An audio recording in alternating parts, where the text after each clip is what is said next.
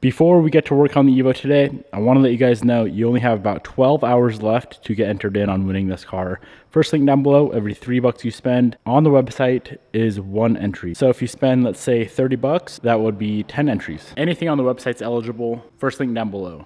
Good morning, welcome back to the channel. Hope you guys enjoy the new Devin look. Way too hot outside to be wearing a hat. But today is gonna be kind of like a finishing touches type of day on the build. There's a few last minute pieces that we need to get on this car. And there's one more thing that comes tomorrow that ain't coming today. It's a new head unit, a new radio for the car. I was hoping that would be here by today so the whole car could just be 100% complete. But as you can see here, we have a bunch of OEM goodies for the car. So let's just start knocking them out one by one. First up, the biggest, most important thing, this hood, man. We have been zip tying this hood down because I wasn't running the hood latch. The reason I wasn't running the hood latch is because I was missing the hood release cable. If you latch the hood and don't have a release cable on it, it is a nightmare to get released. So I finally got this in. Let's go ahead and get this guy installed. I know it's gonna be kind of a pain because it runs through the inner fender area and back in through like the door jamb area. But let's get this on, get the hood latch on, and finally, I can drive this car without worrying about the hood flying off or flying up and destroying the roof. That happened to my dad once in a 90 or a 04 Legacy. Destroyed the hood, the windshield, the roof. That would have been a nightmare if it happened on this car.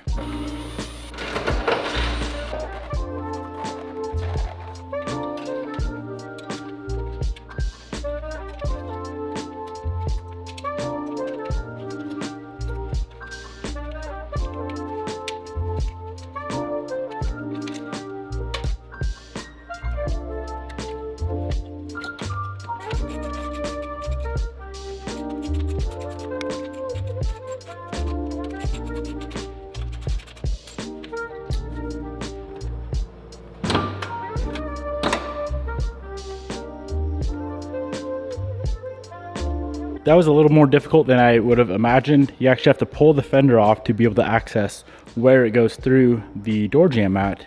But now that is satisfying.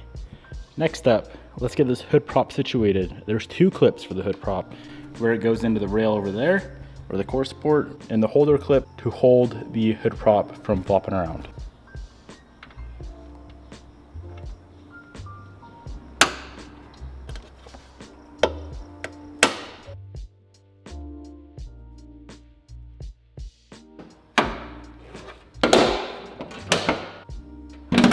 That is oddly satisfying. It's all this little stuff that we could definitely just skip. You know, like you don't really need the clip there, but for $1, $2 from the dealer, those little finishing touches changes everything.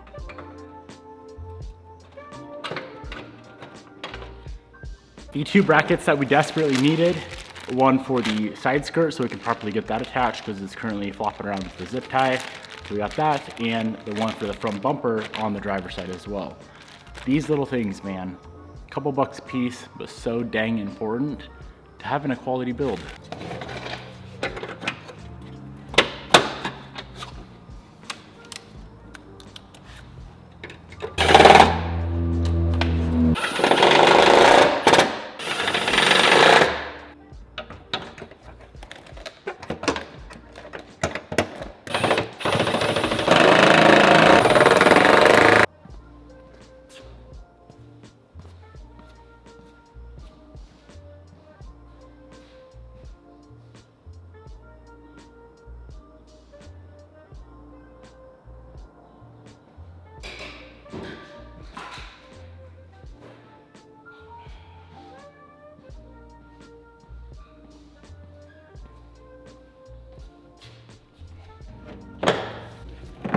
The part that the whole internet reminds me every day that I don't have.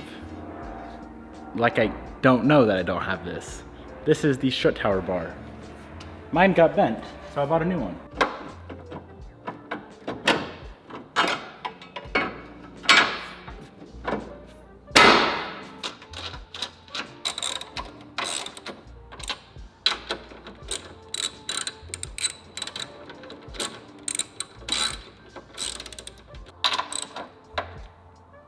Next up, mesh for the grill came in, so we can finally get the full entire bumper assembled. There's the side ducts, the grill, the mesh grill. I'm not gonna run the intercooler mesh just because I prefer how it looks with just wide open with the ETS front mount, but we definitely need those ducts and the mesh.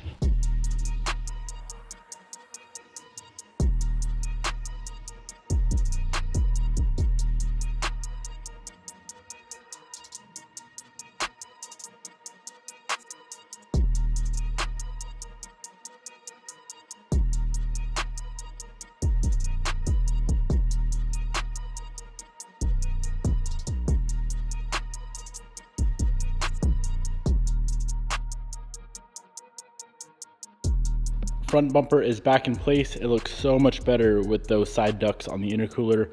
Before, just wide open, did not look good whatsoever. New mesh is on, looks amazing. Went ahead and installed that cowl piece there, that upper cowl there. I need to go pick up new windshield wipers to get the arms on, but other than the windshield wipers, this engine bay is 100% complete, and I cannot be more pleased. Very OEM plus looking. All the feeling things, not that they're bad looking, but that's all hidden underneath the factory engine cover. You know what? There's two mods that I completely forgot about. Two mods from our friends at Radium. These are just nice, simple mods. So one is a clutch fork stopper. I know we have the ACT monolock on there, so the throwout bearing clip should never come out of place, but just in case. This is like an insurance policy, you know what I'm saying? Just in case, this guy will prevent it. So let's get this on, and we also have a catch can. Just a nice, simple, clean catch can setup from Radium as well.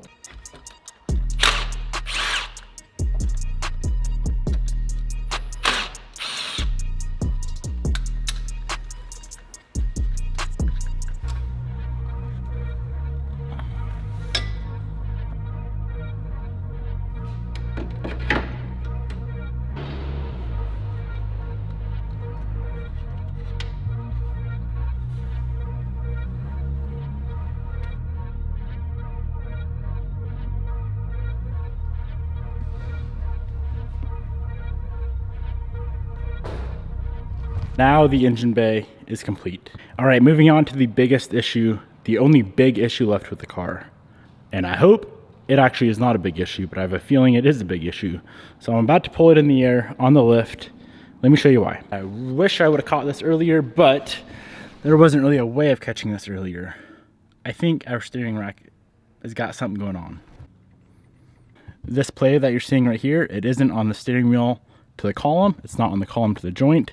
It is something appearing to be internal in the steering rack, which, I don't know about you, but that kind of looks like you're just driving a big old Dodge Cummins with a floppy front end. Not an Evo. So let's get this thing in the air. I'm gonna do a little bit of diagnosing, but I'm confident that this issue is something internal in the rack, which means the subframe does have to come out.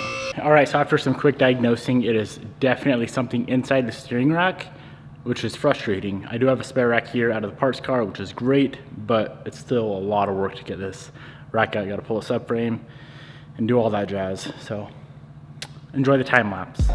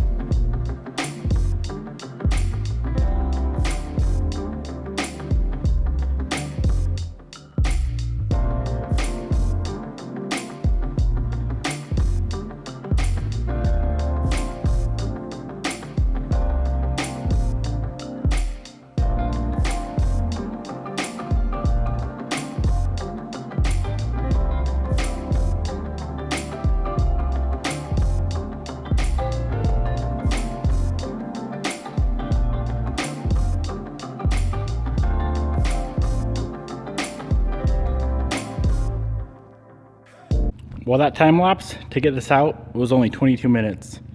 definitely much quicker than I thought. Check out this play.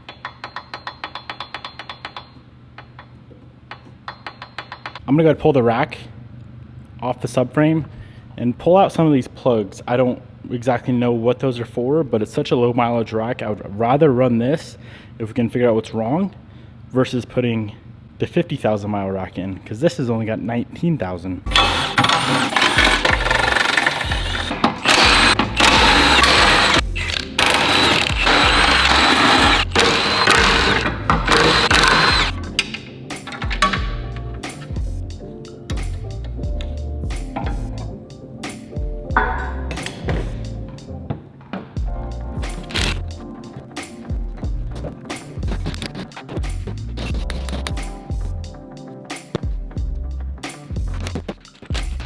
Started going down the rabbit hole of trying to figure out what was wrong with that rack. I feel like it was going to turn into like a 2 or 3 day rack rebuild and probably solve problems with it. I decided we have a good known rack. Let's just install this and be done with it.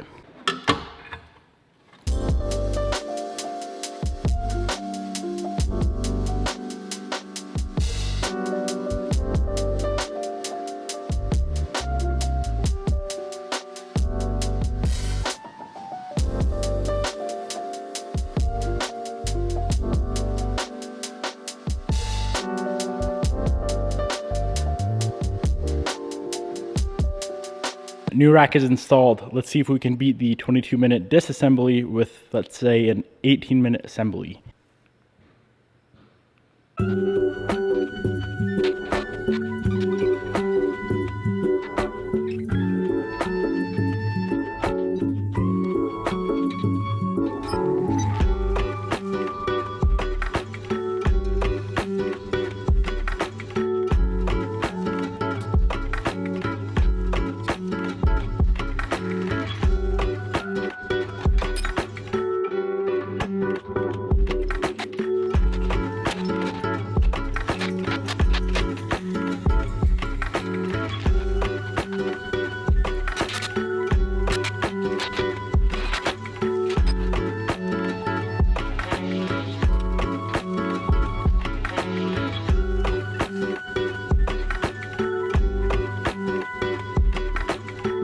Okay, I don't know what time I started, but this is now the time, 6:08.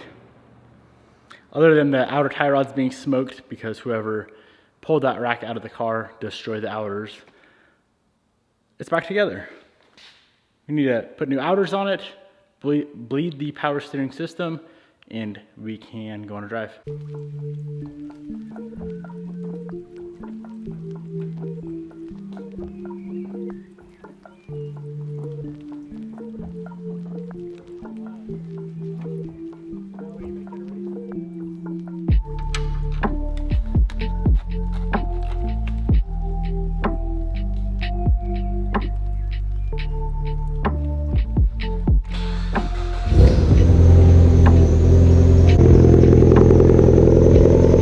Alrighty guys, got the car outside.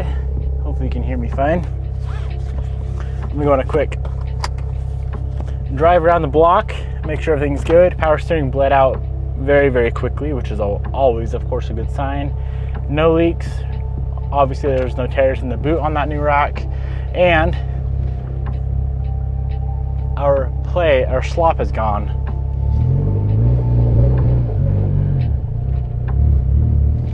Man, oh man, this car is so close to just being 100%. We need a full alignment, charge the AC system, do some wet sanding and polishing, clearly a full alignment, and that freaking belt. We gotta replace that belt. I tried some belt lube or belt, I don't know what you'd call it, belt spray, and it made it worse. So I'll just replace it. I was trying to be, you know, a bargain shopper and save a few bucks, but it did not work. She turned out so freaking nice. Can you believe that? I guess we're pretty much up to exactly a month now. A month ago, this thing was completely totaled, completely smashed. That was a lot of work. I'm hoping she goes to a good home. Whoever wins it, one of you guys, I hope you guys take care of this thing and enjoy it more than I ever did. I have been enjoying it now, I must say that. Both of those radiant parts I installed earlier today, I'll go ahead and link those down below. Other than that, that's a wrap. Remember, if you guys want to win this car, you have, from the time this video goes live, it's 12 o'clock. So at 11:59 Pacific Standard Time tonight, Friday, which is the 14th, June 14th, is when the website closes out. If you want to get entered, now's your chance. Last chance. Goodbye.